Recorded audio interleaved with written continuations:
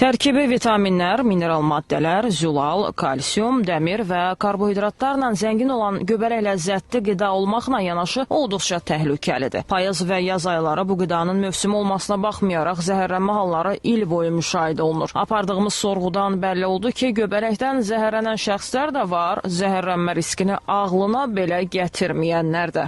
Göbələyin yararlılıq müddəti ötdükdə onun tərkibində orqanizm üçün təhlükəli olan zərərli maddələr əmələ gəlir. Bu qidanı qəbul edən şəxslərdə isə zəhərlənmə, ürək bulanma, qusma, ishal, baş ağrısı kimi simptomlarla özünü göstərir. Göbələkdən zəhərlənmə halları adətən 30 dəqiqə, ən gecə isə 24 saat ərzində müşahidə olunur. Gecikmiş simptomlar vətəndaşlarda ciddi fəsadlar yarada bilər.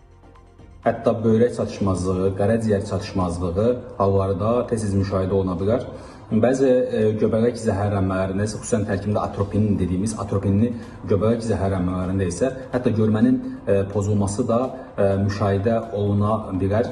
Ona görə də əgər hər hansısa bir insanda göbələk zəhərlənməsi şübhəsi varsa, dərhal həkimə müraciət olunmalıdır. Çünki göbələk zəhərlənmələrinə ilkin etapda müdaxilə olunarsa, bu xəstəliklərin həyatını qurtarmaq mümkündür.